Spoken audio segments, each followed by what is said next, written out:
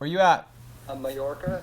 Mallorca. When you were working on this song, were you doing it on the road at all, or did you do it only in LA? It was in January, and I rented out a cabin. It was in Mammoth Mountain for a week, just to be totally isolated from any distraction. Just like literally lock the door and just, have like 18-hour sessions a day. How did we start this thing? Like, what was the first? Who sent who the first part? It's hard to remember, right? Well, in this song in particular, it's hard to say. I'm not sure. Did I send you the beat first, or? I don't remember. I had soloed the drums that you had done, and then played a basic guitar and bass thing over it, and then we kind of just vibed out and sang stuff over that. It probably took like 6 hours just to get that chorus together, which, as simple as that chorus sounds, it's like hours and hours of tweaking little tiny bits about it, just a word here or a couple notes. This is like one of the first songs where I was okay, like, how am I going to bridge, my world with the Linkin Park world? It's like the juxtaposition of you rapping with Chester's singing and still having it really dark and, dark.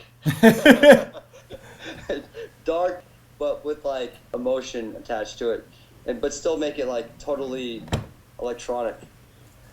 But I mean, your drums, that's the thing, is like your drums are incredible. Like all the drums you sent me blew my mind. So it's just like, how do I even match this? Like, I mean, your drum sound and my drum sound combining together with what you're talking about, like creating the melody arrangement and the chorus, which sounded like super organic. Because like, I mean, when you sent that back to me with the vocal, I was like, holy shit. For like what we did in the first like 3 segments of the song, comes in and it kind of sounds like you, but it kind of sounds like us, and then you get me, and then it leads into Chester, and then it like leads into like the instrumental part that's like you know. So right off the bat you get tastes of everything, and then you like start mixing and matching that stuff, and that's what we tried to do with the structure, is to like introduce the 3 things, and then for the rest of the song you just kind of play back and forth with what those 3 things are. It's like one of those gems where you're just dying to get it out. You want people to hear and see this creation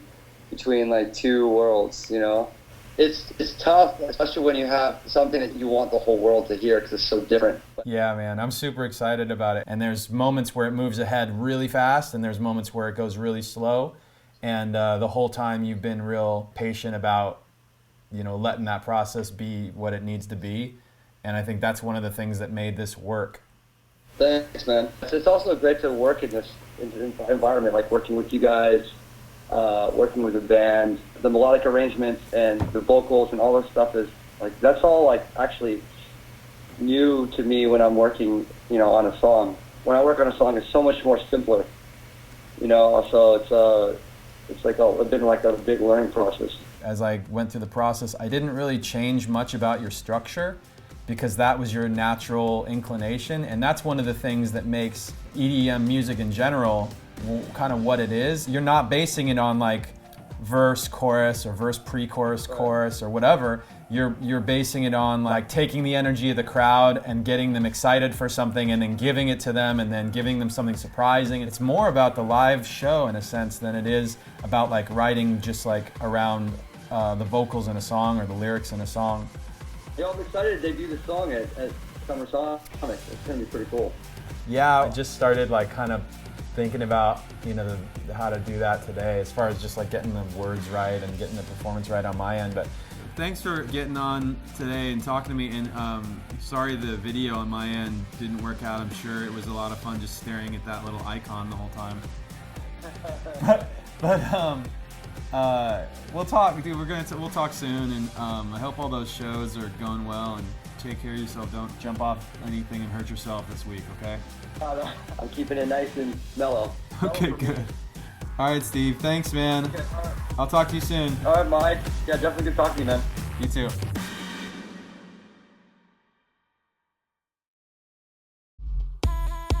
Hey, this is Steve Aoki. Click on one of the links to see more of my videos, and don't forget to subscribe to see my newest stuff as soon as it's released.